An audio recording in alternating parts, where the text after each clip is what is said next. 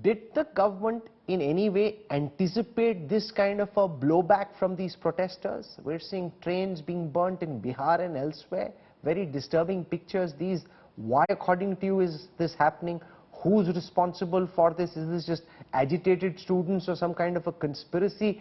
And what do you think is the way forward from here? So Rahul, let's just take a step back and consider the first question, which is the institution in India which we are most confident about. Undoubtedly, it's the armed forces of the country, number one. Now, when the armed forces of the country, after having 2 years of great amount of debate and discussion with the experts, considering whatever is happening in the world around, try and solve some key problems of the armed forces. Number one being the average age of the armed forces going from 32, 35, and the Indian armed forces not remaining young is a one key issue. Second is the modernization of the armed forces and the finances not being available, a large amount of finances going for the salaries aspect. These two issues, especially when the army comes up with a solution, an institution that is the most respected, and comes and announces a new scheme which is already been tried and tested in many countries. The question is, why is the opposition speaking against it? 2 days, it's been merely 2 days, and the opposition has already understood. They're experts, they've already understood, digested, and come up against the armed forces decision. How ridiculous is that?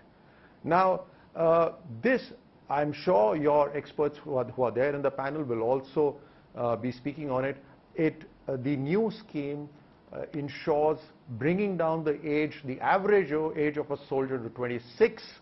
It ensures that the recruitment from earlier times to now goes 3 times higher. So the number of people who would normally be recruited, 1, now there will be 3 more recruits coming in. This recruitment number goes up.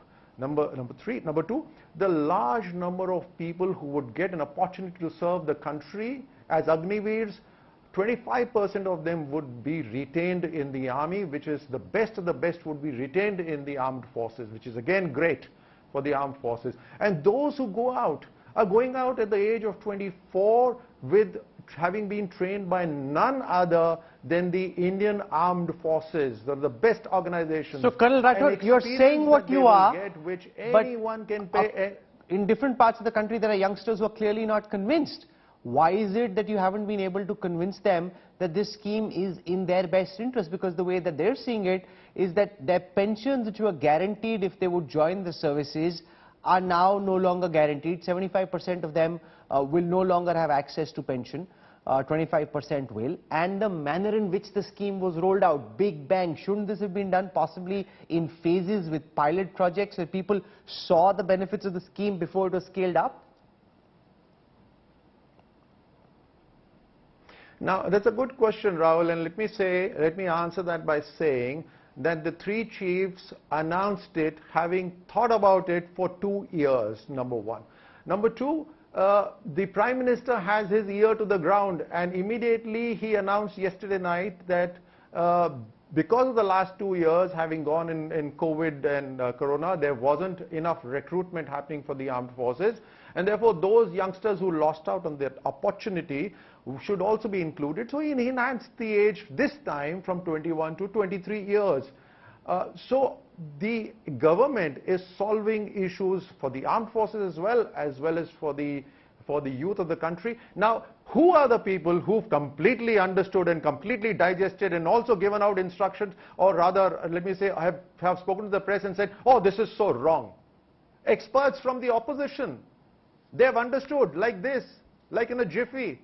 Everything's been happening. Now, haven't we all been speaking somewhere or the other, Rahul, and I know you and I have also spoken on many occasions, that there should be conscription in the country. Every youngster should go through the armed forces. We've all at some point of the time spoken about this, and now when we are coming closer to something like that, the opposition says, oh, this is useless.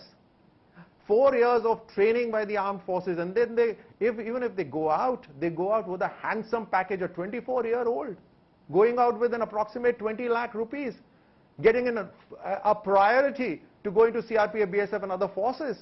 Or if he wants to do higher education, he gets that opportunity as well. He gets preferential loans. So which 24-year-old right now in any of the villages has this ability? Which 24-year-old has this ability? They are spending money for their courses. And here, they are being given money for an experience which they can get from nowhere else.